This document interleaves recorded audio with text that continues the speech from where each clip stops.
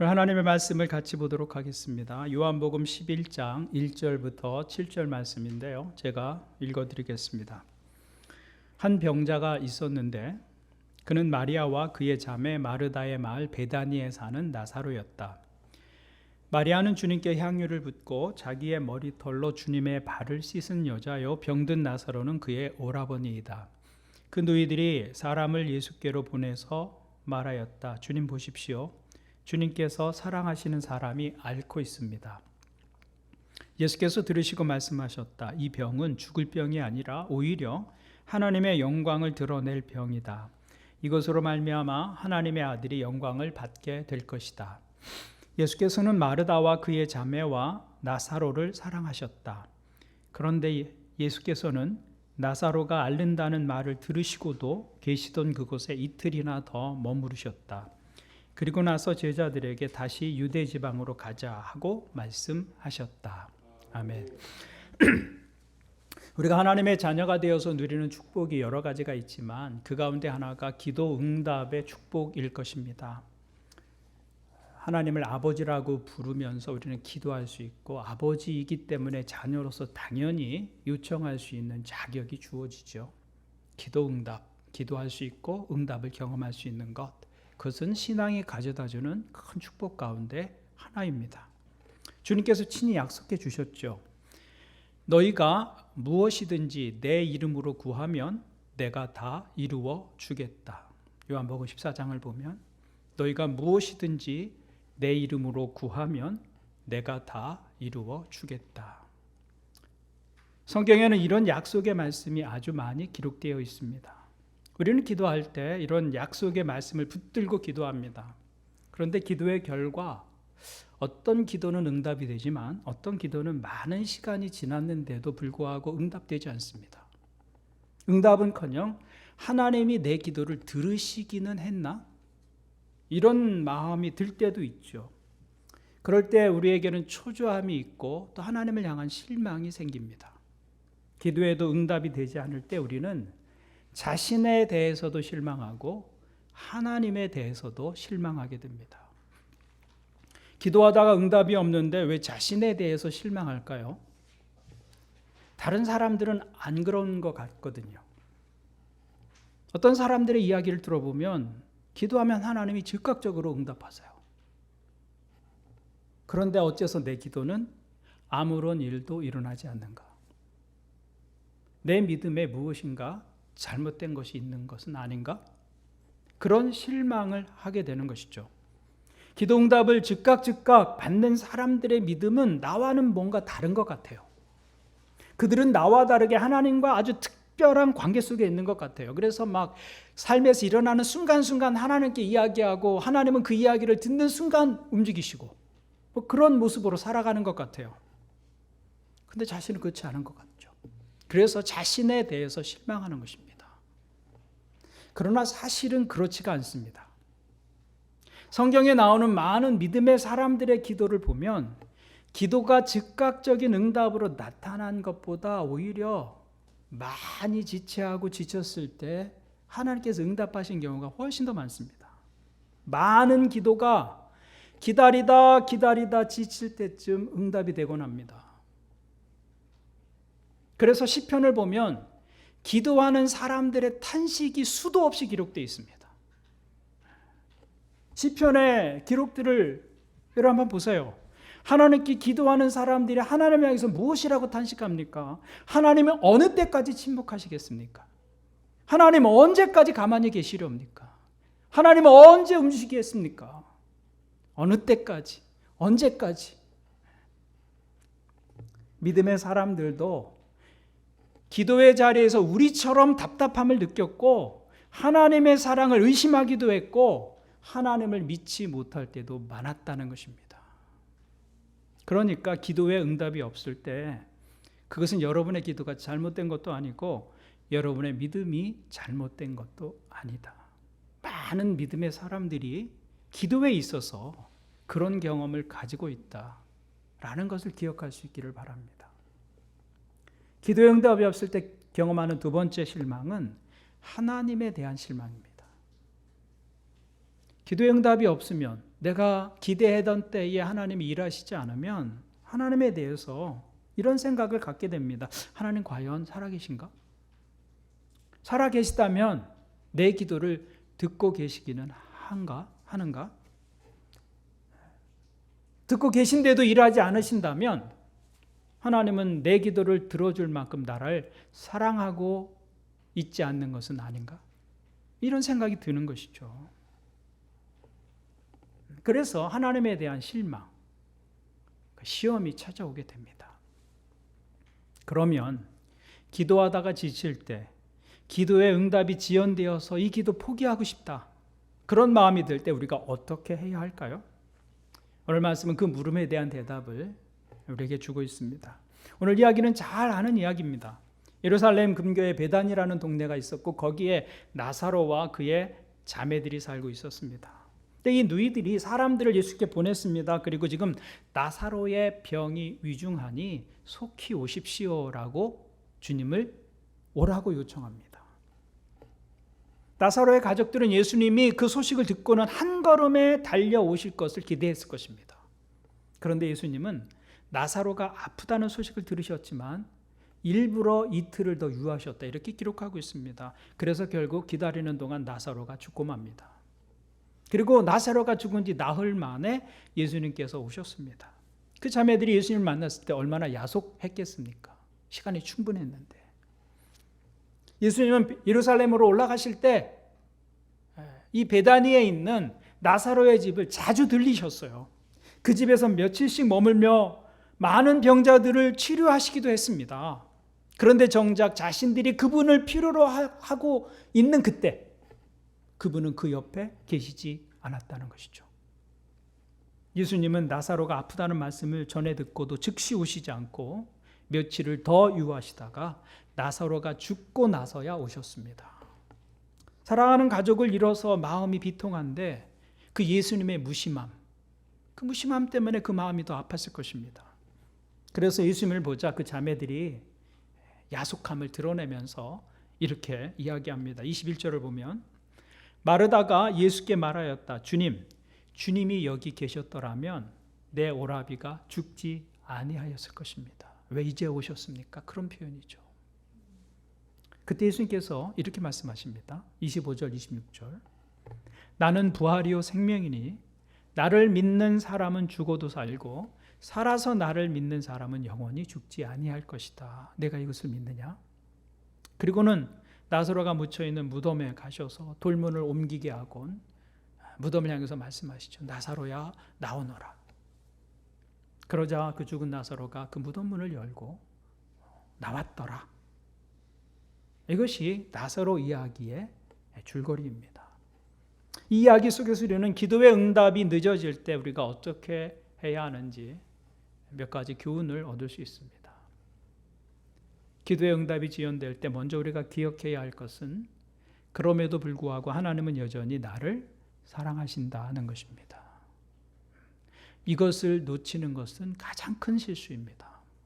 여러분, 기도의 응답이 즉시 이루어지지 않고 기도하는 것이 지칠 때 이 말씀을 기억하십시오. 하나님은 여전히 나를 사랑하신다. 오늘 말씀을 보면 성경이 나사로를 언급하면서 3번이나 주님께서 사랑하시는 사람이라고 말하고 있어요. 나사로를. 3절을 보십시오. 그 누이들이 사람을 예수께로 보내서 말하였다. 주님 보십시오. 주님께서 사랑하시는 사람이 앓고 있습니다. 앓고 있는데 주님께서 사랑하는 사람이라고 말해요. 요한도 이렇게 기록하고 있어요. 5절을 보세요. 예수께서는 마르다와 그의 자매와 나사로를 사랑하셨다. 그리고 사람들도 나사로가 죽었다는 말을 듣고 찾아온 사람들도 예수님께서 나사로의 무덤에서 눈물을 흘리시는 것을 보고 이렇게 말합니다. 36절을 보면 그러자 유대 사람들은 보시오, 그가 얼마나 나사로를 사랑하였는가 하고 말하였다. 여기 요한복음 11장에 등장하는 사람들이 모두 알고 있는 하나의 사실이 있습니다. 그것은 예수님이 나사로를 사랑했다는 것입니다. 한두 사람이 아는 일이 아니었어요. 모든 사람이 알고 있었습니다. 그러면 우리 생각에 그 다음 문장이 이렇게 이어질 것이라고 생각하게 됩니다. 예수님이 나사로를 사랑하셨다. 그래서 그는 병에 걸렸지만 예수께서 즉시 낫게 하셨다. 아니면 예수님이 그를 사랑하셨다. 그래서 그는 다른 사람이 병에 걸리지만 나사로는 병에 걸리지 않았다. 그런 문장이 뒤에 올 것을 기대하게 되죠. 그런데 오늘 이야기는 그렇게 진행되지 않아요. 예수님이 사랑하시는 자가 병들었고 예수님이 사랑하시는 자가 죽었다고 기록하고 있어요. 예수님이 사랑하시는 자에게도 예외 없이 병은 찾아오고 죽음은 온다는 것입니다. 그러나 그럼에도 불구하고 성경이 말하고 있는 것이 무엇이에요? 주님은 여전히 그를 사랑하신다. 그것이 변하지 않는 진실이다라고 말하고 있는 것입니다. 우리가 세상을 사는 동안 우리가 소중히 여기는 것들이 우리를 떠날 수 있습니다. 우리 그거 잃어버릴 수 있어요. 그러나 우리에게서 절대로 변하지 않는 사실이 하나 있는데 그것은 하나님의 사랑이다라는 것입니다. 육체로 사는 동안에 고통 받게 되죠. 고통 없이 살 수 없어요. 죽음 만나게 됩니다. 그러나 그런 사실들 속에서 변하지 않는 진리가 있는데 그것은 하나님이 여전히 우리를 사랑하신다. 하나님의 사랑은 절대 빼앗길 수도 없고 잃어버릴 수도 없는 것이다 라는 사실입니다. 사도 바울의 고백을 보십시오. 사도 바울은 정말 하나님이 사랑하신 사람이었습니다. 그도 하나님을 사랑했고 하나님도 그를 사랑했습니다. 그런데 사도 바울은 자기의 삶을 돌아보면서 이렇게 고백하고 있습니다. 고린도후서를 보면 나는 수고도 더 많이 하고 감옥살이도 더 많이 하고 매도 더 많이 맞고 여러 번 죽을 뻔하였습니다. 유대 사람에게서 40에서 하나를 뺀 매를 맞은 것이 5번이요 채찍으로 맞은 것이 3번이요 돌로 맞은 것이 1번이요 파선당한 것이 3번이요 밤낮 꼬박 하루를 망망한 바다를 떠다녔습니다. 자주 여행하는 동안에는 강물의 위험과 강도의 위험과 동족의 위험과 이방 사람의 위험과 도시의 위험과 광야의 위험과 바다의 위험과 거짓 형제의 위험을 당하였습니다. 수고와 고역에 시달리고 여러 번 밤을 지새고 줄이고 목마르고 여러 번 굶고 추위에 떨고 헐벗었습니다. 여러분 이 단어 가운데 여러분이 좋아할 만한 단어가 어떤 단어가 있습니까? 하나도 내 삶에서 일어나기를 원치 않는 단어들이었어요. 오늘 이 사도 바울의 고백을 보면 주께서 사랑하시는 사람에게도 병이 있고 가난이 있고 아픔이 있고 죽음이 있다 그 말입니다. 그런데 이런 환난과 고난 속에서도 바울이 자기의 삶을 버텨낸 비결이 있었는데 그것은 그럼에도 불구하고 하나님이 나를 사랑하신다는 확신이었다는 것이죠. 그래서 사도 바울은 로마서 8장에서 이렇게 고백합니다. 누가 우리를 그리스도의 사랑에서 끊을 수 있겠습니까? 환난입니까? 곤고입니까? 박해입니까? 굶주림입니까? 헐벗음입니까? 위협입니까? 또는 칼입니까? 우리는 이 모든 일에서 우리를 사랑하여 주신 그분을 힘입어서 이기고도 남습니다. 나는 확신합니다. 죽음도 삶도 천사들도 권세자들도 현재 일도 장래 일도 능력도 높음도 깊음도 그 밖에 어떤 피조물도 우리를 우리 주 예수 그리스도 안에 있는 하나님의 사랑에서 끊을 수 없습니다. 자기가 이런 어려움과 고난 속에 있었지만 그것보다 더 확실한 것은 그 어떤 것도 하나님의 사랑에서 우리를 끊을 수 없었다는 이야기입니다. 고난 속에서 바울이 붙잡은 것은 이 하나님의 사랑에 대한 확신이었다는 것이죠. 그러면 여러분 기도하다가 지칠 때 응답이 늦어지고 그래서 포기하고 싶을 때 여러분의 영혼을 향해서 이렇게 선포하셔야 합니다. 그럼에도 불구하고 하나님이 나를 사랑하신다. 그 사랑의 확신이 우리를 응답의 때까지 견디게 하는 것입니다. 이 사랑에 기초하면 우리의 믿음과 삶은 쉽게 무너지지 않는 것이죠. 오늘 여러분이 붙잡아야 할 것은 변하지 않는 하나님의 사랑이다. 두 번째 우리가 기억해야 할 것은 하나님이 우리를 기다리게 하시는 데에는 하나님의 계획이 있다는 것입니다. 하나님의 계획. 사랑하는 나사로가 병들어 죽어간다는 이야기를 들으시고 예수님은 이렇게 말씀하셨습니다. 이것은 죽을 병이 아니라 하나님의 영광을 나타내기 위한 것이다. 하나님의 계획 속에 있다 그 말이에요. 하나님의 계획 속에 있다. 그리고는 당장에 가시지 않고 이틀을 더 머무셨습니다. 예수님은 나사로가 죽어서 그 시신이 부패할 때까지 기다리신 거예요. 그런데 그렇게 하신 데에는 더 큰 계획과 더 큰 뜻이 있었다는 말이죠.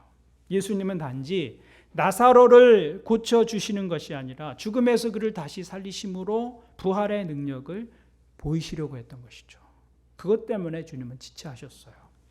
여러분, 기도하고 있는데 응답이 늦어지고 있나요? 오랫동안 기도하고 있는 그 일이, 그 상황이 나아지지 않고 있습니까?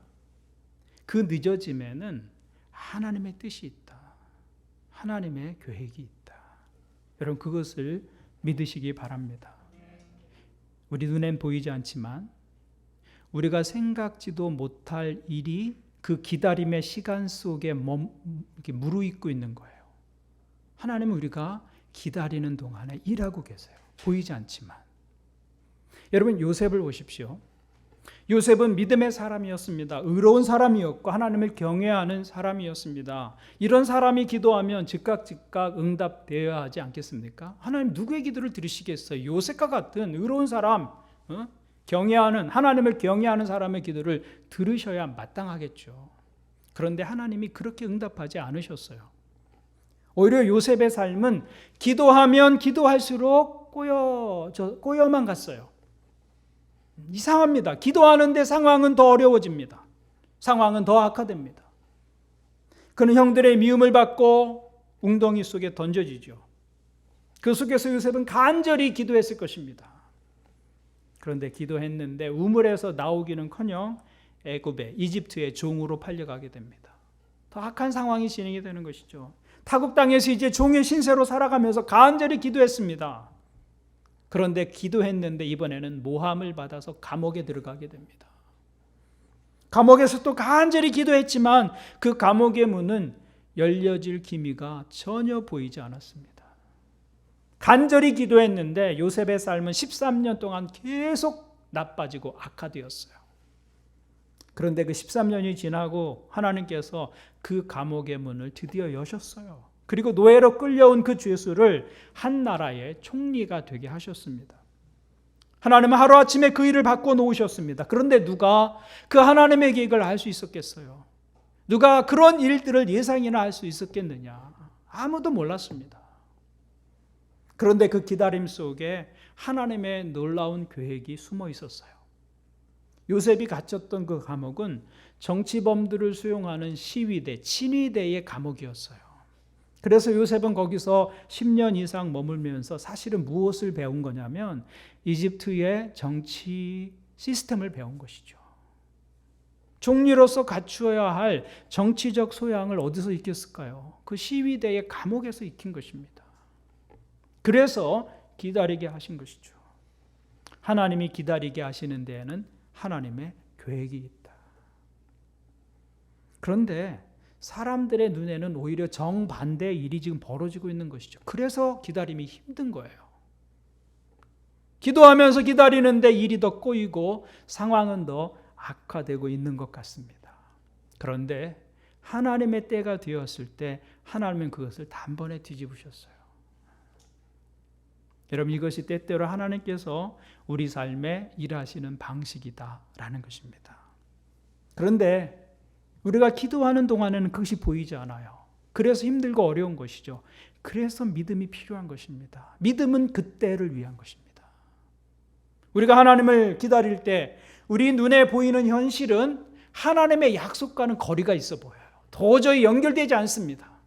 어떻게 이 현실과 하나님의 약속이 만날 수 있을까? 우리의 현실은 하나님의 약속과 큰 거리를 가진 것처럼 보입니다. 그런데 그 하나님의 약속과 현실을 이어주는 것이 무엇이다? 바로 우리의 믿음이다. 그래서 믿음이 중요한 것이죠.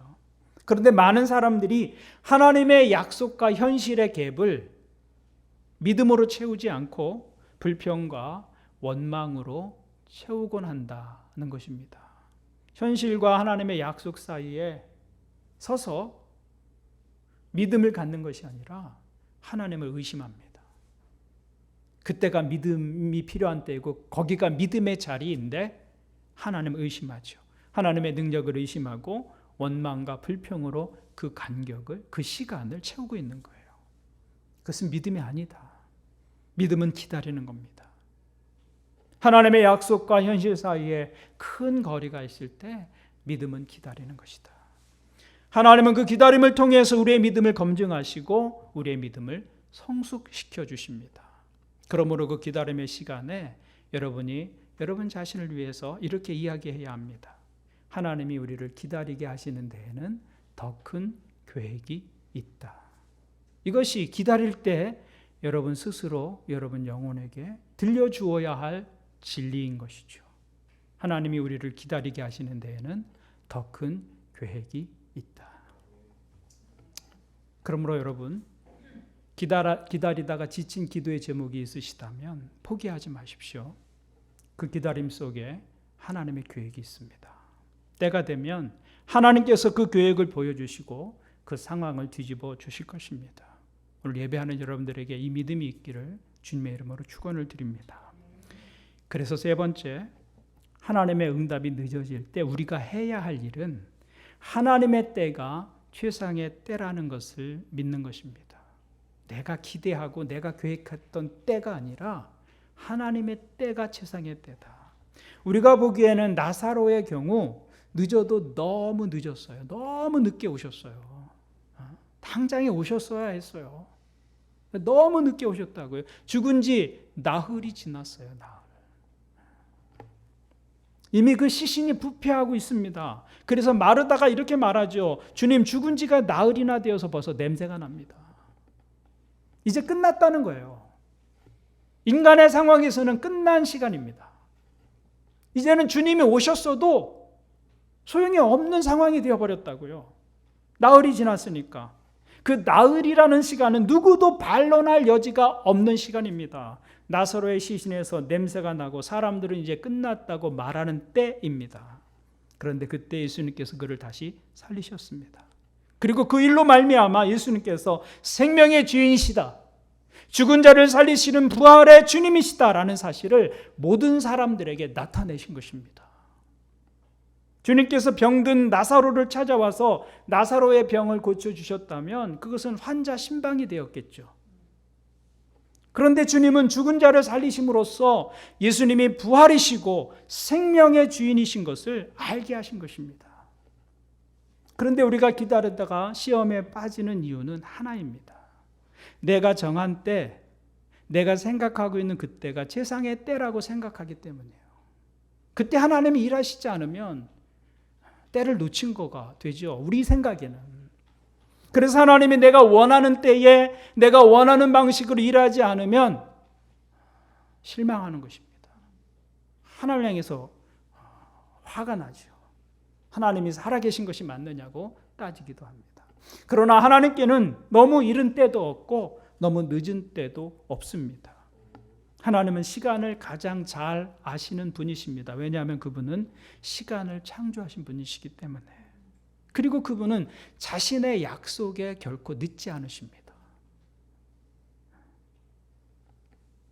하나님의 시간은 언제나 정확합니다. 그러므로 하나님의 일하심을 기다릴 때 우리가 잊지 말아야 하는 것은 하나님의 때가 최상의 때다라는 것입니다. 내가 계획하는 그 때가 아니라 하나님의 때가 최상의 때다. 그 믿음을 가지고 기다리면서 우리가 가져야 할 태도를 나사로의 누이 마르다가 이렇게 보여주고 있습니다. 21절과 22절입니다. 마르다가 예수께 말하였다.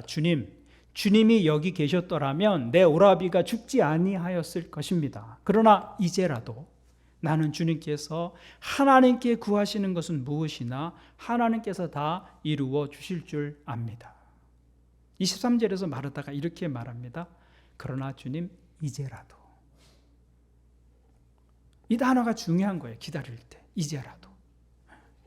우리는 여기에서 참된 믿음의 모습을 발견하게 됩니다. 참된 믿음은 하나님을 자기 안에 가두어 두는 것이 아닙니다. 참된 믿음은 자기가 생각할 수 있는 한계 안에 하나님을 가두어 두지 않습니다. 그래서 마르다는 지금 모든 것이 끝난 것처럼 보이지만 그래도 예수님께서 무엇인가를 하실 수 있다는 기대를 저버리지 않고 있어요.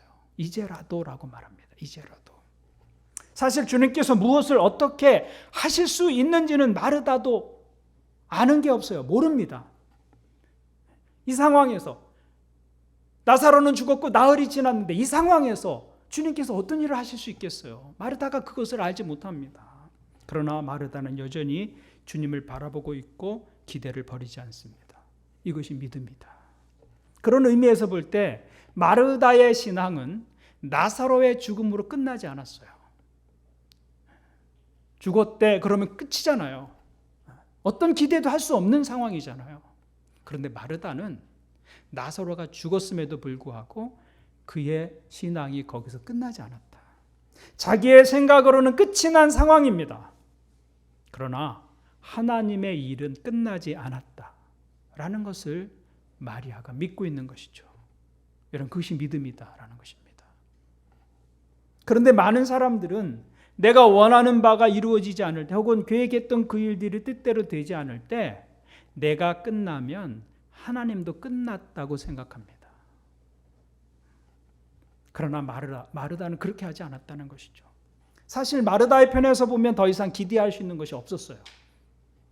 자기가 아는 한 모든 가능성은 이미 끝나버렸기 때문입니다. 그럼에도 불구하고 그는 주님을 계속 기대합니다. 그리고 이렇게 말하죠. 이제라도 나는 주님께서 하나님께 구하시는 것은 무엇이나 하나님께서 다 이루어 주실 줄을 압니다. 그것이 그녀의 믿음이었다는 것입니다. 자신의 머리로는 이 시간은 모든 것이 끝난 시간입니다. 그러나 하나님의 능력으로 보면 이제라도 하나님이 어떤 일이든 하실 수 있다고 믿는 것이죠. 하나님의 시간은 아직 끝나지 않은 것이죠. 그것이 마르다의 신앙이었다는 것입니다. 오늘 예배하는 여러분들에게도 마르다와 같은 신앙이 있기를 바랍니다. 그 신앙은 자기가 생각할 수 있는 한계 안에 하나님을 가두어 두지 않는 것입니다. 내가 끝났다고 하나님도 끝이라고 생각하지 않는 것입니다. 하나님은 이제라도 무슨 일이든 하실 수 있습니다라고 고백하고 있는 것이죠. 오늘 여러분에게 이 믿음이 있기를 바랍니다. 이 믿음을 가지고 여러분 다시 기도의 자리에 서십시오. 포기하지 마세요. 여러분 이 믿음을 가지고 계속 기도하시기를 바랍니다. 우리가 끝이라고 하나님도 끝이 아닙니다.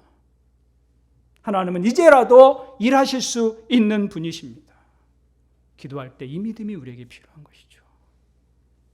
그 믿음으로 기도하고 하나님의 일하심을 경험하는 믿음의 사람들이 되기를 주님의 이름으로 축원을 드립니다. 아멘. 우리 함께 말씀을 가지고 기도하겠습니다.